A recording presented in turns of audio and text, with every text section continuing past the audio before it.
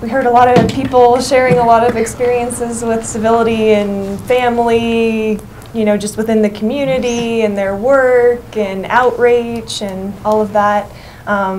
People from many walks of life and in the nonprofit community and, you know, councils and here at the library, and a lot of people working with youth, and all great places to exercise that, that civility.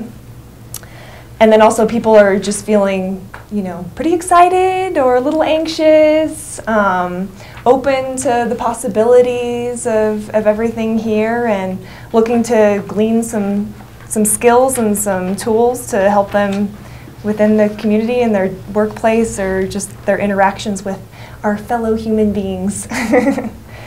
So one of the reasons why we do this grounding experience is just to, you know, get to know each other a little bit, and it just kind of helps you see, you know, shared experience, and just kind of sets the stage for that openness to get things rolling. So do you have anything to add? Yeah.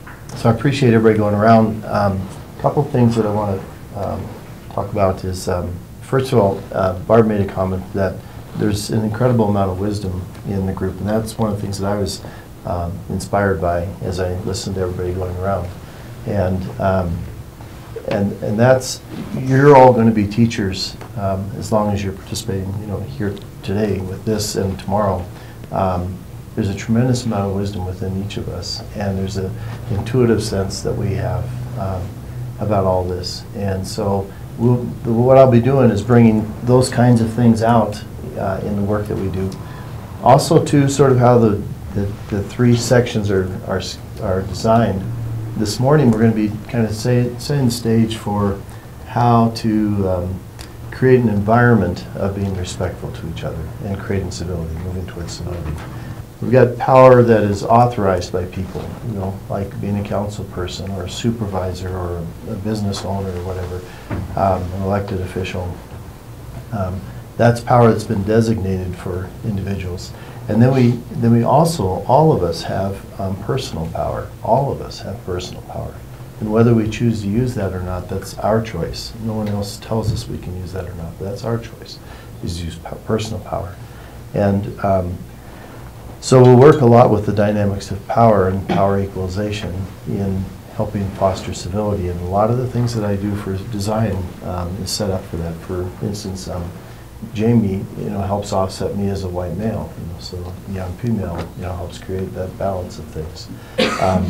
Sitting in a circle helps create balance with things. We're all at the same level of, you know, sitting at the same level. We're all at this level. Each of us, you know, there's not a. If you've ever watched how people position themselves in like auditorium style, that's a remnant from the king's days and the queen's days, when the king and the queen would be at the front. And usually what you'll find if you look at a like, you know, council chambers or a church, have God up in front or representative there.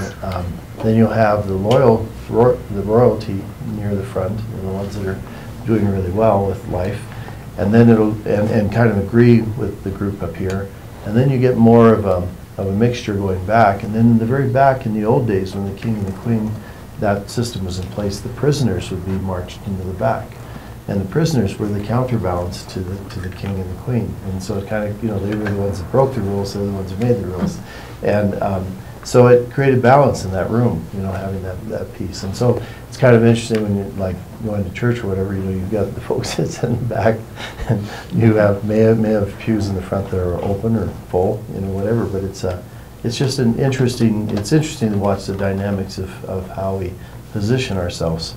There are times when this format is important, where you want to have dialogue and work on building consensus or agreement. And there's times when the other format, like the auditorium style, is important. If you want to get information out to people, that's an effect, you know, quick way to do that. I mean, you've got one person that's talking to a group of people. So there's none of them are right or wrong. It's just you've got to think about what the purpose is.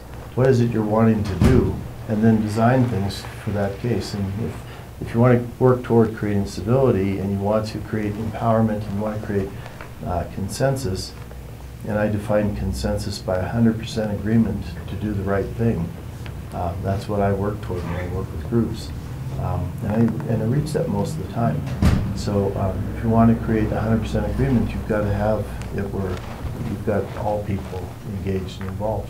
Just like when we went around just now, everybody got the opportunity to speak. So we'll talk a lot about power, and I'd like you to kind of observe the dynamics about power as we, how I do things in these next couple of days. So this morning we're going to be kind of working a lot on those dynamics of setting the environment for civility.